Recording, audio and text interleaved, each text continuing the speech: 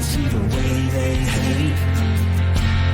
And I know better than to listen to the people who are calling us names. I can feel the sunlight shining. Well, good morning, everyone. My name's Brian, and today is February 26, 2024, and this is episode 641 of the Lost Project podcast, and it's titled Nature's Razor Wire, and this morning I'll be chatting about the weekend battling Nature's Razor Wire out at Delinquent Scully. New boots on the horizon, possibly. Comfrey time is here, and much, much more. Before we do dive into that, let's check in with the coffee crew, see who's hanging out in the live chat, grab a cup, and hang out for about an hour. Good morning, good morning, good morning. Hey, Hunter over there on Twitch, hanging in there.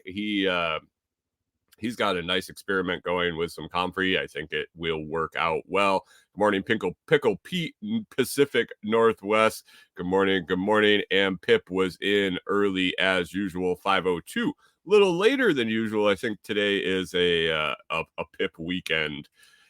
I believe today is a Pip weekend. So thanks for joining us here early on a Monday morning. I hope everything is good. Hope your weekend went well. Ours did. Corey and I had a great weekend. I would say I was busy. I'll talk about that today and what we got going on. So let's get into it. Let's get into it. What is in the cup this morning? Got switched it up a little bit. Went straight light Colombian this morning.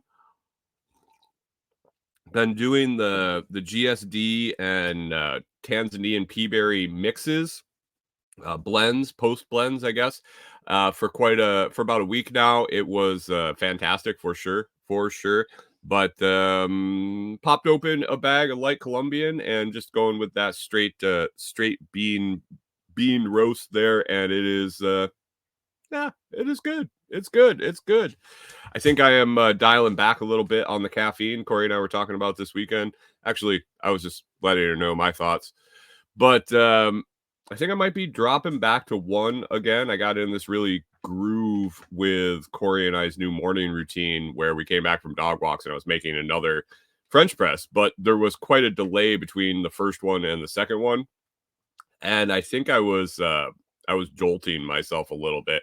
Because late morning, I was amped up, and then I wasn't. So I think it's time. To dial back again. For a long time, I just did the one French press in the morning, and it was fantastic. So I don't know, eased back in there to the 2. I think it was probably because of the cold weather, the cold mornings, just looking for something warm in my gut. And warm to sip on. So as we're coming out of the weather here, it's going to be getting warmer in the mornings, and I think I'll probably slide right into drinking water for the rest of the day. So I don't know. We'll see. We will see. Every once in a while, special occasion or whatnot, pop in with an extra French press. But day to day, I think I'm going back to the 1 because I felt the best at that point. So it is what it is. It is what it is. Light Colombian in the press this morning. Daily Stoic. I hit this weekend real quick, both days, and contemplated. Corey and I were busy. Like I said, we had a bunch of stuff we did this weekend, so I didn't get to dive in a lot. It was basically read it and then focus on other things. So Pickle Pete says Cooney half calf. No, dude, no more caffeine for the day. That's what it was for the longest time, and that's what it's going to be. That is what it was going to be. So, and no, I'm not messing around with iced or cold brew in the camper. I don't have enough room for the stuff that we want to put on our refrigerator, let alone extra coffee. So pretty much 1 French press in the morning and then water. That's where it's going to be. Good morning, Rewilder Life. I'll feel better. I mean, it's only been probably a month-ish that I've amped to the 2. And compared to what my caffeine intake used to be, Yeah. Take it back probably 10, 15 years ago, and it was dangerous levels, I would say. Um, Basically coffee and or energy drinks from the time I got up till the time I laid down. And I think I was sleeping, but I was sleeping because I was exhausted, passed out because I was going 8,000 miles an hour all day. So that was that. That was that. Yeah, I am getting healthy. Getting healthy. Yeah. So it is what it is. It is what it is. It's still plenty of coffee for my C4 for sure, for sure. Um 2 pots a day. Yeah, it was rough. Like when I was a control room operator and I sat in the control room, we had a coffee pot in there and it was full or being brewed all day. 12 to 14-hour shifts of just drinking coffee. And that was after drinking coffee on my hour and a half drive there, and usually grab a couple energy drinks for the drive home. All right. All right. All right. K-Bonk's drinking 2 pounds today. You're going to drink 2 pounds of coffee today? Holy shit. Anyway, let's get to it. Let's get to it. What's the title today was Nature's Razor Wire. Corey and I Saturday, we got in the habit a little bit of heading out to Chickasaw State Park to hike and do that. That was probably a half hour or a little more drive away. And we're kind of transitioning seasons here to where we're able to get out and work on Delinquent Scully. We talked to each other. We said, hey, why don't we go do that? Why don't we go clear some trails or do some work out there? Get the get the get the work done, get the exercise. It's plenty of terrain there to get some exercise. If you guys have been out there, I know Pip's been, and I don't know if anybody else in this crowd has been to Delinquent Scully other than Pip, but yeah, it's definitely hilly. It's definitely a workout. And so we said, hey, it's going to be a beautiful day. Let's go clear some trail. Goal is to get a trail up the middle of the property, then around the outside. And Tim is excited about that. So when he comes down for his extended stay down here, he's got a place out there where he can continue to do his workout. Dude has been on a tear with getting in shape, losing weight, and it'll be nice for him to be able to walk on that property. And Corey and I are also excited to get that kind of cleared out a little bit more. Good morning, Mike's Homestead. You've been to Delinquent Scully. Good morning, Jen, by the way. Jen G, thanks for joining. And Blakesley Acres, K-Bonk, thanks for sliding in. And I mentioned Rewilder Life is here. So we're interested in being able to go out there and hike instead of driving out to Chickasaw. We're also excited to get it kind of cleared out to where we can take the dogs for a walk out there. Because currently, anywhere we want to go, it is blackberries and briars and thorns and pioneering species. And yeah, that with the dogs doesn't go well. That with Corey and her clothes and her skin does not go well. Me, I come out of there looking like I got in a fight with Freddy Krueger most of the times when I go out. When I went out to do the planting of the elderberries and everything, I think I mentioned I forgot gloves. I thought I had leather gloves in the truck, and I'd taken them out of the truck to work on the wood stove. And so, yeah, I cleared a whole area with no gloves and short sleeves on. And I came home and I just had blood down my arms. It looked like I had gotten in a fight with a cat or something. It was pretty rough. I'm not going to say it looked much different after this Saturday, but Corey and I decided we're going to go out and start picking away at some trails, and pick away we did. Man, we cleared, I want to say we cleared 100 yards or more of straight uphill briars, thorns, thick grass. I got a video of it that I have to get edited. have to do something with the audio of it, because basically at the end I ran up this hill taking a video. I was so focused on keeping the camera steady, keeping the camera looking where I wanted, that I just kind of made it up to the top of the hill as fast as I could. And I got done. I got to the top and I was like huffing and huffing and huffing. Um, it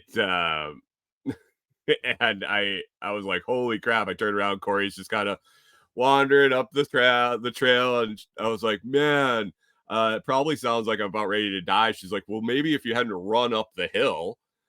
I was like, yeah, I guess I did.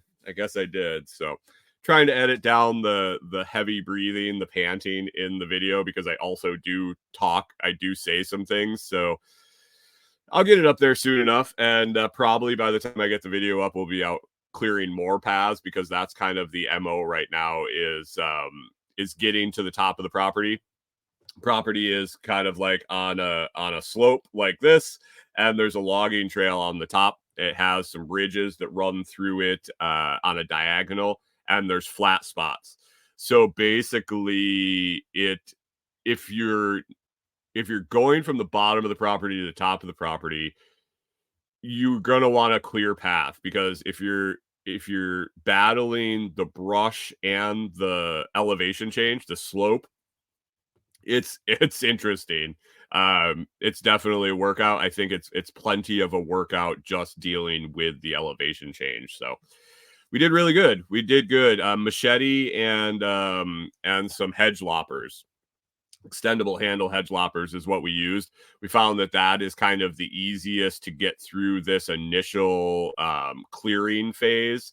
And then we're going to come back through with some stuff to clean it up really, really tight and keep it maintained. And then eventually we're hoping that Pickle Pete suggested, and I've been thinking about getting grass seed, some natural grass seeds and things like that to throw out along those paths to keep to let the grass grow in and kind of overtake those species that are there. So we'll see. Corey says yesterday, she goes, man, I really hope the deer started using our paths we're making for them so that they keep them beaten down. That was something that happened in Minnesota on our property when we would clear paths, is the deer would start using them.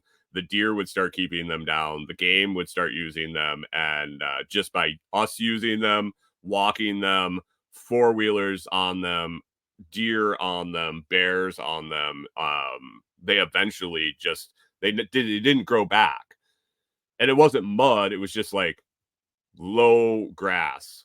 I'm thinking maybe clover. I really like clover. So Wilder Life says we planted rye where the blackberries were, and it holds back the blackberries.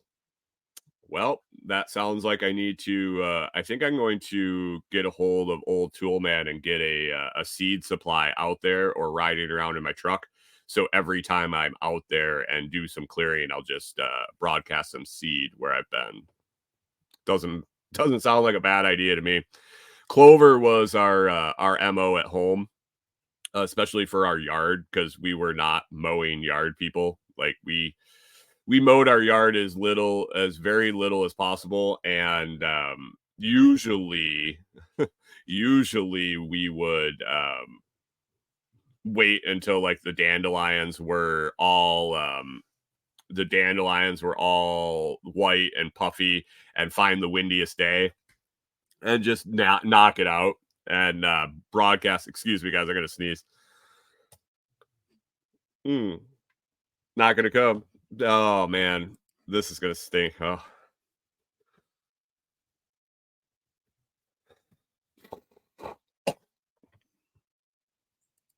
Wow. Sorry guys. Probably could still hear that. That was lovely. Anyway, yeah, our MO was to let those dandelions go, let all those pollinators go, and then broadcast the seeds everywhere. Our neighbor hated us because they had a golf course for sure. And it was definitely two opposing forces beating at each other next door to each other. But we were eventually hoping to transition to clover, and we would buy it at the place we would buy our animal feed, little co-op that we would get our stuff from. They sold all sorts of clover seeds in 5-pound bags and stuff. It was very, very affordable.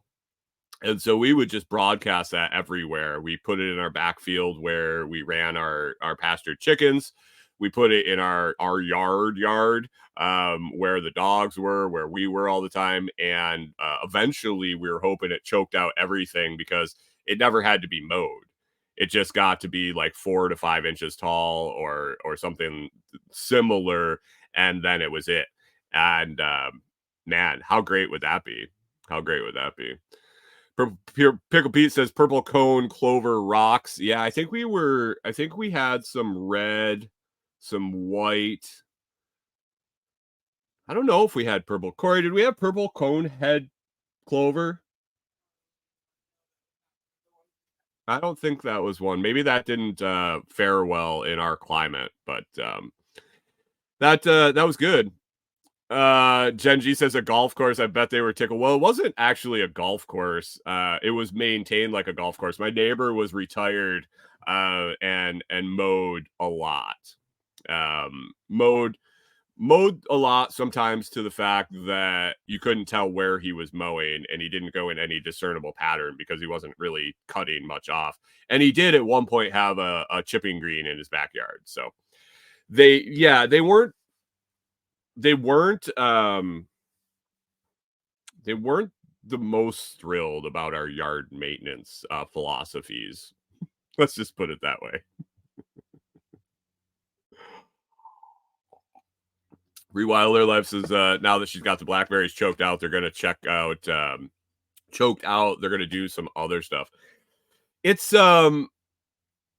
interesting to play with. It's interesting to play with. I'm excited that we got those elderberries installed last week, 2 weeks ago. 2 weeks ago. Checked on them, didn't see much growth. Comfrey's popping up, but the elderberries weren't coming back. But I'm excited to get maybe a year to 2 years into those elderberries and be able to go out there at this time of year and start lopping cuttings off them and lining the campsites that we're installing, lining the trails we're installing, and man, have like an elderberry and other species forest alongside of all the trails. One cool thing was when we were working out there, we found a plant tag. Those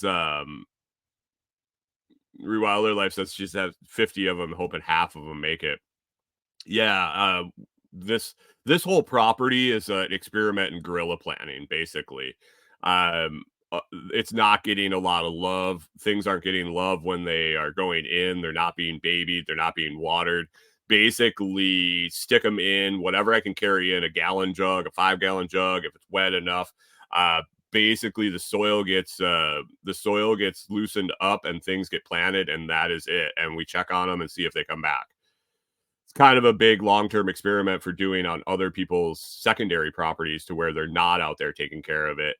And then also it's our MO for our long-term goals of having several different properties that we're not at any of them any particular length of time, but we have things working on the properties as we're not there. So yeah, it's kind of a big experiment. See the hardy things that we can just set and forget, and then go enjoy when they come in. So that's been kind of the focus for sure. Yeah, I'm excited. I'm excited to see how the elderberry patch does. It's basically I took and made a propagating section on the property. So Rewild Their Life says she's got ponds and tucking them in near there. That they'll like it. They'll like it. I threw mine right along. My propagation area is really cool. I kind of selected a spot on either side of a creek. It looks like the creek fills up seasonally with heavy rains, or I don't think it's going to over flood into where I planted, but it definitely is saturating the soil underneath where I planted. And I think they'll have a lot of moisture throughout the season. And then on one side, I planted spiral willow to get them established and start transferring them around the property, because it's a weird thing. Like I was saying, it's sloped from the front to the back of the property, with ridges that run down through valleys, gullies, whatever you want to call them, that run down kind of on a diagonal. So the property, if you go front to back, and then the ridges kind of run diagonal, and there's deadfall across the ridges in some places, so there's kind of land bridges formed. But you'll see water in some of them all year round, and then others are bone dry. You'll look at it, like we walked up on one. Corey and I were walking around exploring which way we wanted to take paths, and I was like, oh, we should go this way. She goes, yeah, there's like a little creek over there. We can go up and then up through the creek. And I'm like, yeah. And look over, and the layout of the land, the way everything sloped, the way everything looked, it was dead. It should have been a creek there. Walk over. It looks like there was water there at some point in history, but it was bone dry. And we had enough rain recently, enough heavy rains, that you would have thought that you would have seen some remnant of runoff or something. And I didn't see it. I didn't see it. So I don't know if the ground is just sucking in any moisture that it gets right now because it was so dry last year, or what the deal is. But yeah, the water comes and goes in these little streams. I think there's springs. I think Carrie called them weeps or seeps, where the spring pops up in the drainage, and then it just disappears back down into the ground. So there'll be like a 20-30 yard section, um 20-30 yard section. Rewilded Life says something further up probably stopped it. I'm wondering if it's actually going underneath. And I think the springs are popping up. They'll run for 20-30 yards, and then it's just dry. And then you go down further in the property and some pops up. So it's a lot of clearing things, exploring, finding out where everything is. Jen says, sounds like a beautiful property. Good for you guys. Yeah, it's not mine. It's a property I'm working on for somebody. My friend Toolman Tim, he lives up in Alberta and bought a property down here in Tennessee. He's got 15 acres. 15 acres down here in Tennessee that I'm installing some campsites and doing some work for him. And eventually we'll have a property around here. But right now we're working on his. So I appreciate it. It is a beautiful property. It's got a lot of potential in it for sure, especially for the things we're working on long term. I think we want to do a lot of training, education, getaway type weekends. We're installing a hip camp with we're starting with 4 campsites there, and then hopefully working up to campsites and cabin rentals on the property. I've had a lot of thought gone into and feedback on doing kind of digital escape, digital retreat type of things, because there is very little cell phone service there to begin with. So a lot of unplugging retreats and seminar type of things where get back to the earth camping weekends with no phones, no tablets, no electronics, and kind of working through those. It's a really cool project, and I'm excited. And yeah, it's kind of full going, full in swing going right now. And I think by the end of this summer, we'll definitely have the camp open. And Jen says, here's the problem. Jen says, cool, I can bring my motorhome there for a getaway week. I don't know about getting a motorhome in there. It really would depend on the motorhome. We have a 32-foot travel trailer, and we're not taking ours back there right now. The easement road to get back is pretty interesting. I do have, if you do want to come this way, I do have a place that you could probably park if you could boondock for sure. I'm sure we can arrange something with somebody real close. But yeah, we're getting ready to rock. I'm excited. My buddy Kerry Brown from Knoxville from Strong Roots Resources. He's been out to property a bunch of times, and we're going to work on some like nature walk types of stuff and foraging classes and all sorts of fun stuff to offer out there on a week to week, on a weekend to weekend basis, and yeah, get some revenue flowing to the property for someone that can only be there for 6 months of the year. Get some use and some education and some knowledge uh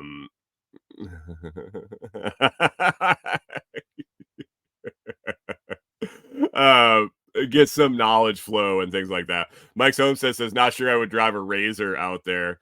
um yeah, I don't know. I think eventually we'll end up being able to put electric UTV on there. I think maybe. It really depends. It really depends. When Tim comes down in the spring, we'll really lock in some more plans for the year. And that's kind of how we've been looking at it. He comes down and spends some time doing events around here. We take a look at what's done, what we want to get accomplished while he's here, and then what we want to get accomplished by the next time he comes down. So that's going to be a little bit more planning in the future. But yeah, slicing through the blackberries this weekend was fun. It was a great workout. Corey and I both yesterday, Saturday night when we got home, we were like, "Oh man, I'm gonna be sore in the morning." And Corey's like, "Yeah, I'm gonna be sore too."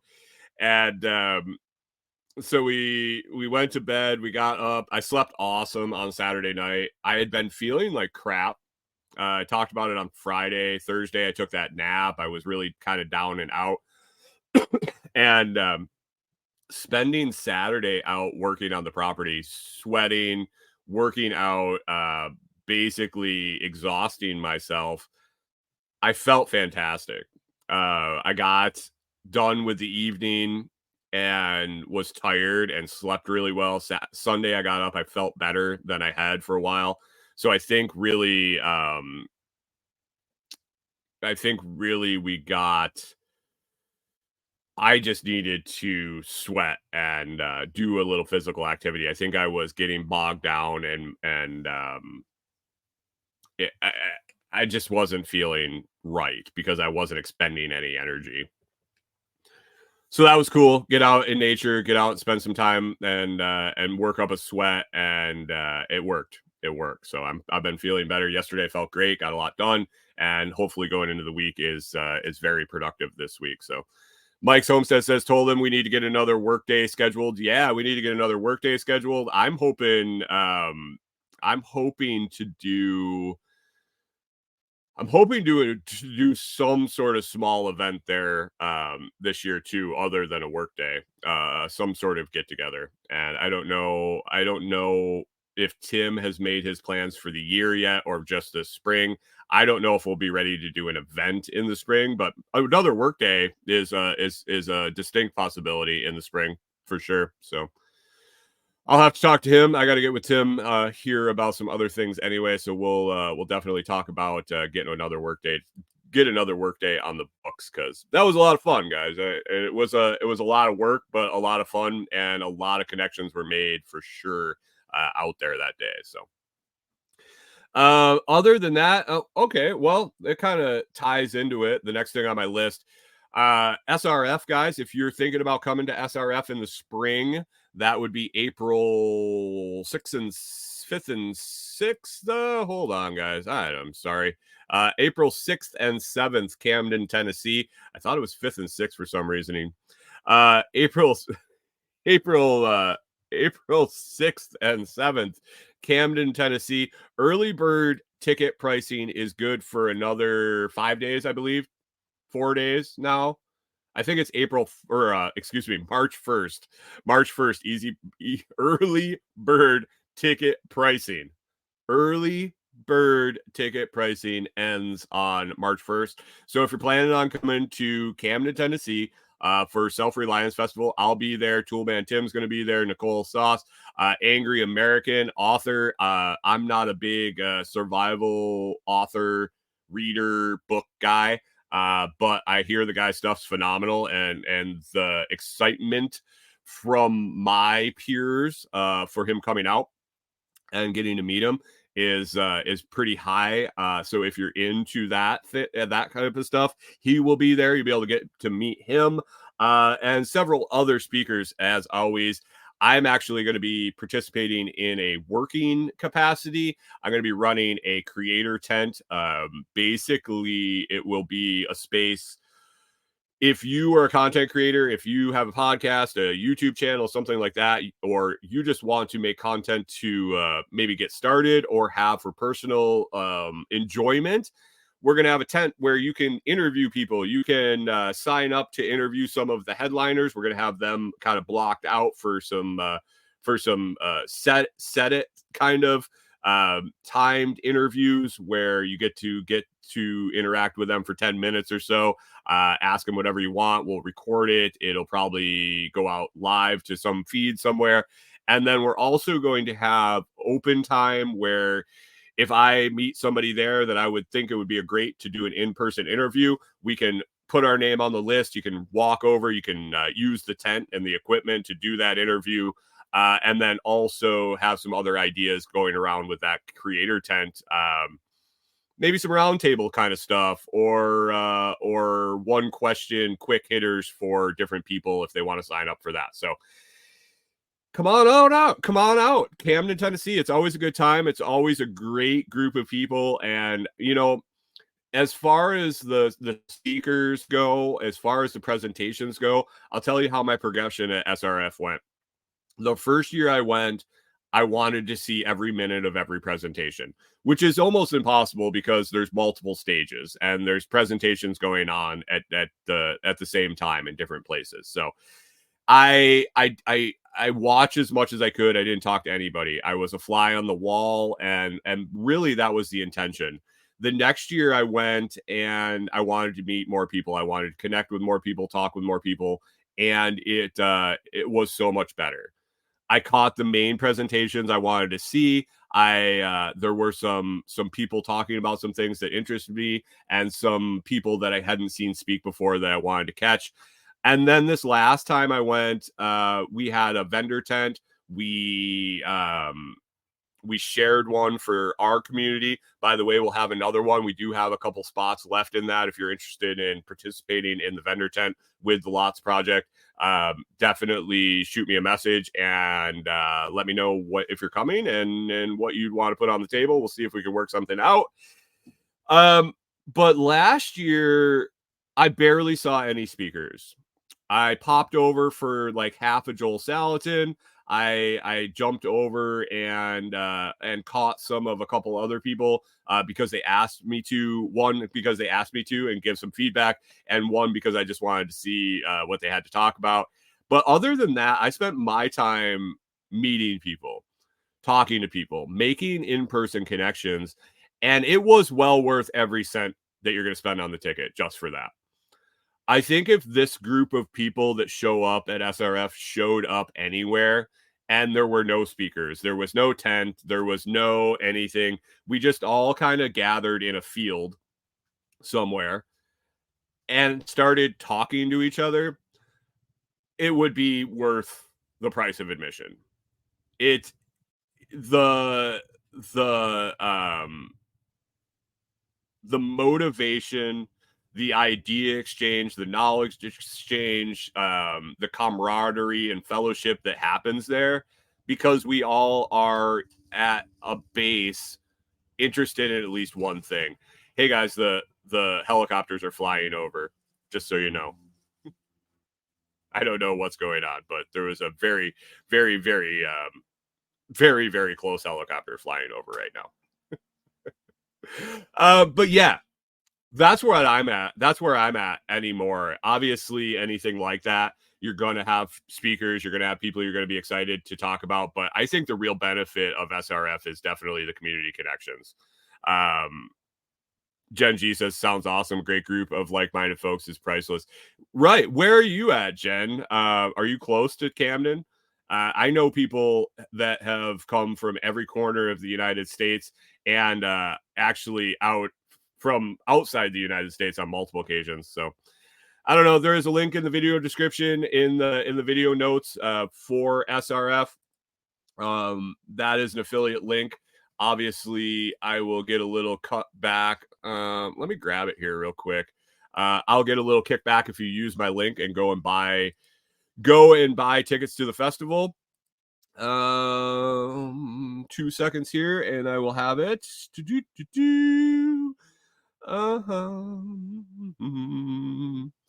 Maybe it isn't there, guys. Maybe it isn't there. Oh, yep, there it is. Sorry.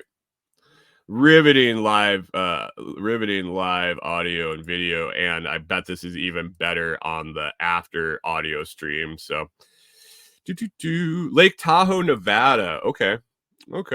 That's a little bit of a drive. For sure. have to plan a future trip. I have to imagine that the festival will keep going for a while. Oh, all right. What else is on the list for this Monday morning? Anybody else get anything excited done over the weekend? You can drop it in the video description or in the live chat, and we can talk about it. Oh, cool. Yeah, didn't talk about this with Tim's. One thing I got in the mail last week for products to do reviews, testing, and all that fun stuff from Amazon was this cool little GPS tracker.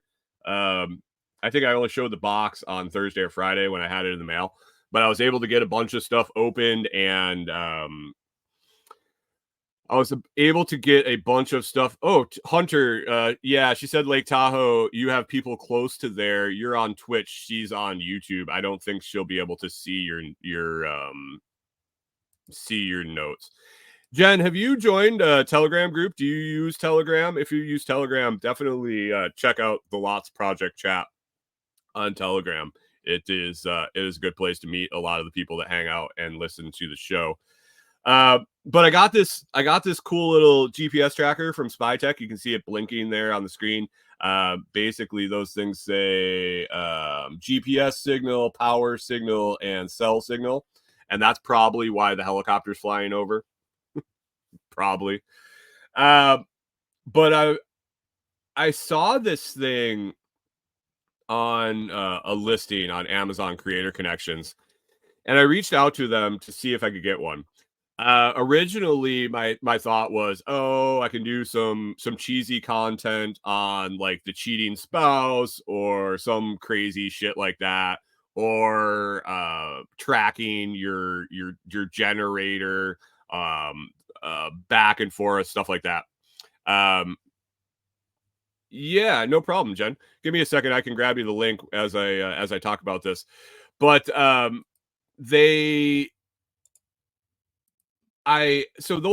was the type of content I was thinking about doing.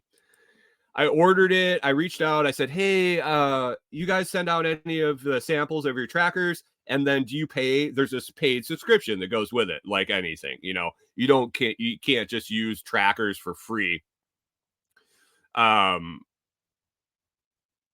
says that too, tracking people when they are hunting. Yes. So I was thinking, okay, yeah, we're gonna do the spy v spy thing. Their main motivator, their company basically puts out there that they are used to track fleet management. So if you have a business with techs or installers, you have vehicles out there on the road, you can put these in and follow them. They also market to people that are shipping freight, so that you can throw one of these in with the shipment. Customer knows exactly where it is. Man, like moving high dollar freight, people get nervous and they want updates. This thing works for that. But as I sat here thinking about it, as I sat here and thought about what I could use it for, what content I can make for it, because I don't have a spouse that's out and about that I need to know where she's at. I don't have have a kid that I want to keep tabs on. We have one vehicle. I don't believe I have anything being stolen around here. So, and I'm not shipping freight anywhere. But they gave me 30 days to try this thing out. And as I started trying it out, I'm like, I'm curious if this works where there isn't cell phone signal. Now, basically it's got a web app or a downloadable app that you can see the trackers that you have registered. And obviously, to get the app on your phone to work, you need phone service. But I was wondering if the phone had phone service and the tracker had GPS signal, but no phone service, will it show up on the tracker? Or does the tracker save the GPS data and then when it gets cell phone signal, uploads the data to the app, like which way this works, how the information is transferred from the unit. My thought was, if you've been listening for a while, and when I first started going out to Tim's property, there's no cell phone signal there. There's very little cell phone signal on the roads around here. I get very little cell phone signal anywhere in the area, intermittent at best. And when I do get it in this general area, it's weak signal to like, you can't load Google Maps type of thing. So there's always concern between Corey and I that something happened to the truck, that something happened to me if I was out working on Tim's property and I couldn't get back. Truck wouldn't start, flat tire, whatever. But what do we do? How do we find each other? How do we communicate with no cell phone? Like, this was a scenario we've been going through for the last 8 to 9 months. I'm curious, and I still haven't done the testing because we've been together when we went out to Tim's this weekend. I'm gonna go out this week and have Corey track me while I'm gone, to use her phone to see if she can tell where I'm at even when I don't have cell signal. If it's pinging the GPS coordinates using GPS signal, or if it has to get back to where there's cell signal.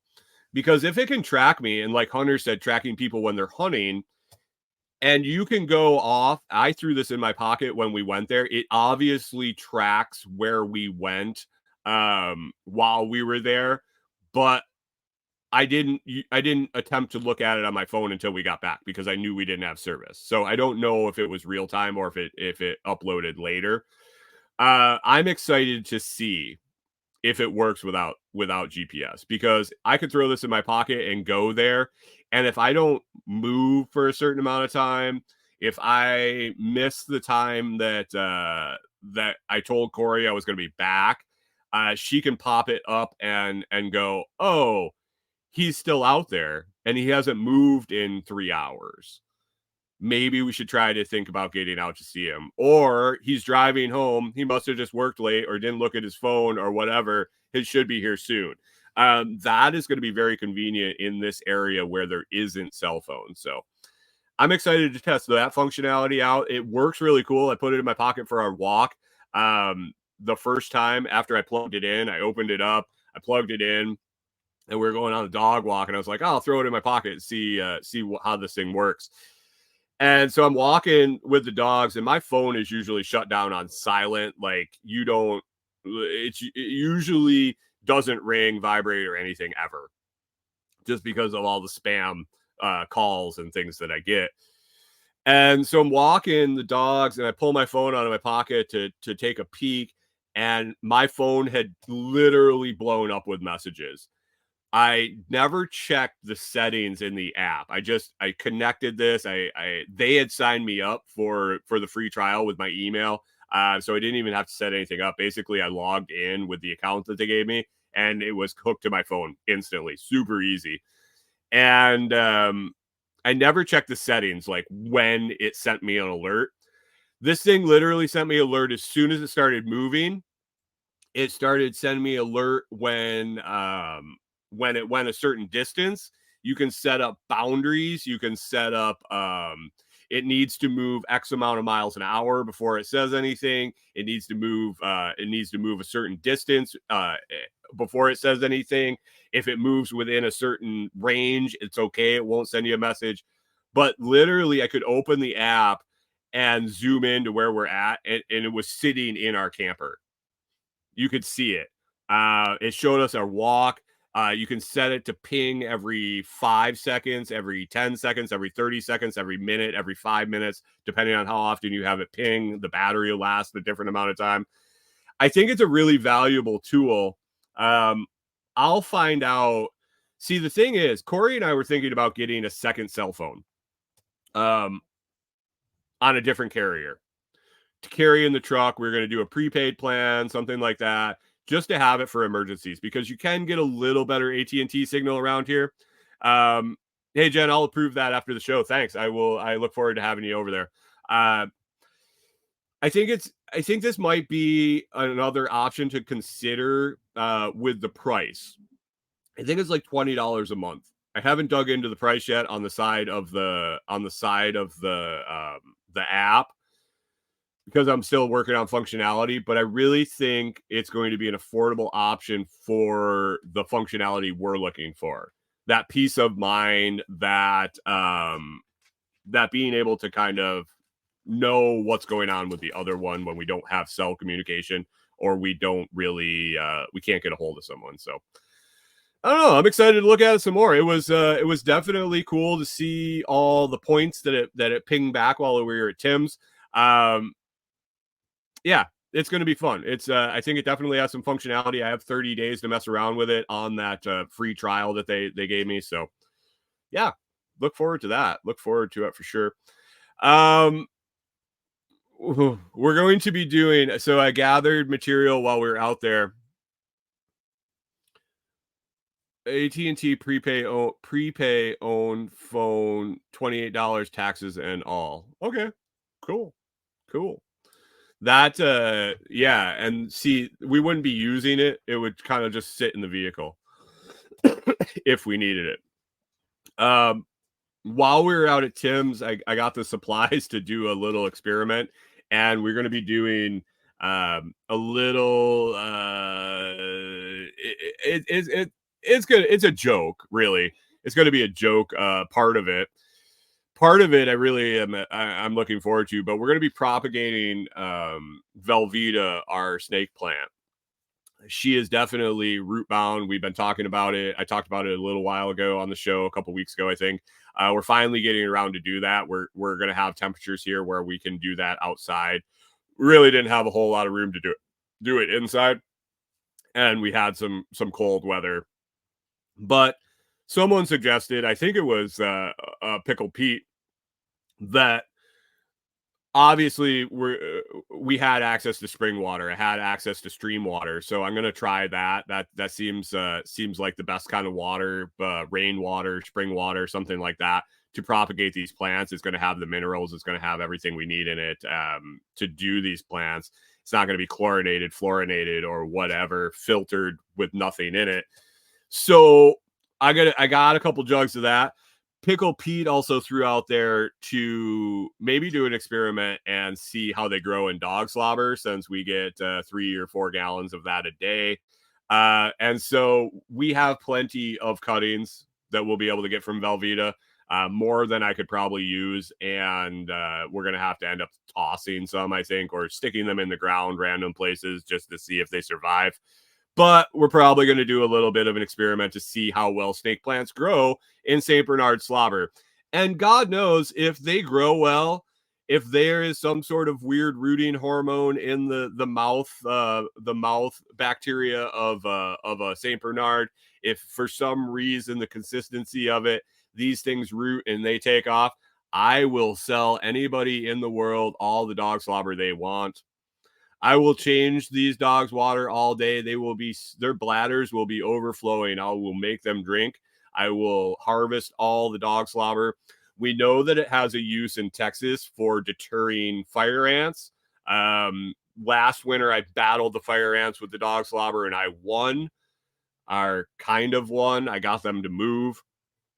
Now we're going to try to use it for growing snake plants, and we'll see what happens there. So excited to get that probably going this week. We do have one more night of kind of cold Wednesday. So I'm guessing Wednesday afternoon, Thursday into the weekend, I'll probably get this experiment set up. Basically, I'm going to do a water propagation in a gallon jug. I'm going to cut the gallon jug off and cut enough cuttings to kind of pack them in there so they sit on the top and roll with that. So pretty basic kind of stuff we do here. I don't have a lot of infrastructure or room or anything like that to do this stuff in the camper. So that was the kind of the idea that came up. I asked what anybody else had done over the weekend. Mike's Homestead said planted a combo of 48 cauliflower, chard, broccoli, Brussels sprouts, and lettuce. Got a bunch more of them to get in.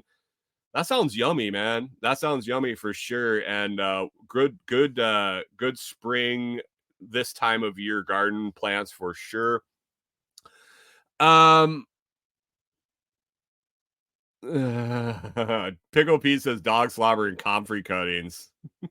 I don't know, man. I don't know. Yeah, I don't know. I don't know this. I don't think this thing is good. This stuff is good for anything. I think the only reason that it worked for the fire ants was the sheer volume that I was pouring onto their hills. Real quick before we take off, I'm going to talk about my boots. Talk about some boots and then comfrey a little bit. I got these boots. If you don't know, if you haven't followed the show, went barefoot for a long time. I guess not long compared to some people. Probably, well, all last winter for sure. In Texas was I would say 95+% barefoot, and barefoot shoes when I wasn't barefoot, and it was fantastic. I felt a ton of. I felt a ton of change physically. There's too many benefits that I felt changes to talk about right now. But after an extended period of time, I had to get work boots. I had to get hiking boots, work boots, some sort of boots to protect my feet when I was out working at Delinquent Scully. And using a chainsaw here to cut my firewood, things like that. I really don't want to be in the business of running a chainsaw with no I'm not going to show you my feet, Mike. I didn't want to be out running a chainsaw with no steel toe, at least no leather shoes on. Most of the barefoot shoes that I have, a chainsaw would go right through. Something falling on my foot would break it instantly if I was rolling logs or something out and doing intense physical work at Tim's. And so I went back and forth what I wanted to order. I loved my Irish Setter Crosby pull-on work boots that I had for when I was a service tech. They were fantastic. I think they were the best boots I ever owned.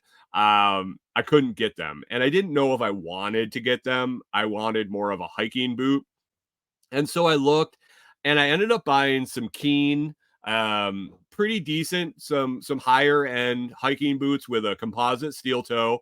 I sized them right; they fit well. But as I started wearing them, I noticed that after I wore them for a hike, after I wore them to work out on the property, after I had them on and did a dog walk, I would sit down in the truck. I would drive a little while, and when I would get out, I could barely put weight on my heels. In the plantar fasciitis realm, I could stretch it out, I could hobble along, and it would loosen up. It's great. Pickle Pete says Birkenstocks are safety gear in the Pacific Northwest. Well, you do you, man. Bandana for a hard hat. I don't wear hard hats. Hard hats are ridiculous, in my opinion. After years and years and years in industry, if something's going to hit me in the head hard enough to have a hard hat help me, it's probably going to break my neck.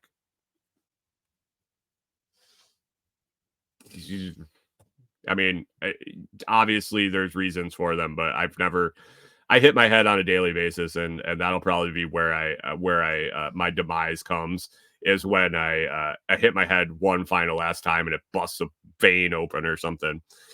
We'll see. But anyway, as I would wear Hunter disagree on the hard hat. I prefer a bump hat inside of a baseball hat. I will wear that. A hard hat. I felt I injured myself more often hitting my head with a hard hat on than it saved me. The bump plate in the hat saved me from hitting my head a bunch. It also really depends on what you're working on. Hunter says I'm tall. Yeah, I am 6'5". So add on another 3 inches from a hard hat, and yeah. The bump cap is the way to go in my opinion. It's going to shed anything falling. It's going to take away that impact and keep you from bumping your head. And the stuff I was working around, if it fell on you, it ain't gonna matter if you had a hard hat, if you had a fucking football helmet on, it was gonna break your neck or snap your back. So that was it was what was happening. Anyway, back to the shoes. So I've been thinking about this, and I've been thinking about what it feels like when it hurts, what I do to alleviate the pain, what helps. And I think what's happening, excuse me, is the Keens have a pretty decent heel in them. And it feels almost like when I'm walking and my stride, my heel isn't going to the ground with every step like it is. If I step down with barefoot, it goes like this. When I'm stepping down with the Keens, it's going like this. My calves and my Achilles aren't elongating with every step. They're not stretching out. I think when I get into the truck and I sit, the muscles and the tendons are contracting. And when I get out, and this could all be like in my head, this is only what I'm feeling in my legs, in my muscles, in my ankles, and all of this, and observing the shoes. I think when I get out and I go to step down, they've contracted so much that that's where that pain is coming from. When I take my shoes off and I can stretch my ankles out, when I stretch my calves, after I go through the motions of stretching out, the pain is gone. If I don't put on the hiking boots to take the dogs for a walk, I wear barefoot shoes. I don't have any pain at all, at all. As soon as I put the boots on and walk with the hiking boot heel, or maybe the arch, I don't know. I don't know what's going on. So probably on the search for some new hiking boots, and that's unfortunate because these ones were kind of spendy. Got them for Christmas, but still kind of spendy. I'm sure I'll keep them around. They're new. They're fairly new. They're still in really good shape, so they might go in the truck as an emergency backup pair. But I'm gonna have to be on the search for a new pair of boots, and I might try to go back to these Crosby work boots and see the difference. See, the ones I had when I started doing barefoot most of the time were really significantly worn in. They were over a year old. They're 8-9 months, a year old. They had been worn in. The soles were worn in. And I don't know if that made them so they didn't hurt didn't affect that. Maybe the heels were worn down, or maybe there was less of a heel. I threw them out. Unfortunately, I threw them out when I got the new ones. So we'll see. We'll see. I'm gonna look. I'll keep you guys updated, but definitely not a fan of running the chainsaw, especially the way I have to use it, cutting like 12-inch pieces of split wood down to 6 to 8 inches, where my foot is holding it steady and I'm cutting next to my foot. I really don't want barefoot or just some canvas shoes or things like that. That steel toe will save my feet if something slips. So I don't know. Wilder Life says, I think plus the foot roll isn't there in the toe. Yeah, I mean, it's unbelievable. The discomfort that comes when I wear those and then sit in the truck or come back and sit down and have some water, whatever, in the chair, and then I go to stand up and I can barely put weight on my heel. It's infuriating, really. I hobble around like I'm a 90-year-old when I get out of the truck after I just walked up and down this slope that's like this, clearing bushes and carrying shit around like a completely capable, physically active person in their 40s. And I ride the truck for 10 minutes and I get out and I look like I'm 100 years old hobbling through the parking lot. So I don't know. It is what it is. Anyway, guys, it's we're over an hour here. Definitely, if your spring fever is hitting you, definitely check out the lotsproject.com or our Etsy shop and pick up some comfrey. We have it for sale. We got root cuttings for sale. We have comfrey crowns for sale. We also have whole plants for sale. If you're not sure about growing comfrey, you can sign up for a consultation, get a little bit of a discount. Get a little bit of a discount on a future order. And then also I offer a package where I'll teach you how to grow it and then what to do with it after you have it to make a little bit of money off it. Otherwise, if you just want to grow it and have a beautiful ornamental or a medicinal plant on your property, I'm your guy. My stuff is quality. My roots are fantastic. I've sold over 300 orders of them over on Etsy and countless orders in person and directly through the website. So check them out. It is definitely good stock and it's shipping now. It ships from the Pacific Northwest at this point because I cannot take it with me on the road. Check it out. Any comfrey questions, definitely reach out to me. I will be able to help you. It's been something I've been dabbling in for the last 7-8 years ish. So I know a little bit, and I can help you out. And if I don't know, I have some places I could reach out to try to find out the answer for you. And today, after the show, I don't think it's going to be airing live. It'll be probably released a little later, but I will be chatting with Cormac from Permaculture Vine. I'm excited to go on, talk about comfrey, talk about the business, talk about how I got into it and spun it up. Whatever Cormac brings up, for sure, really. But I'm excited to record that later this morning. It's been a long time coming. Other than that, if you're looking for some more stuff to listen to and you want to get on the goofy side, definitely check out Pickle Pete and Good Morning Seattle with Scramblin' over on the Food Forest Farms YouTube channel.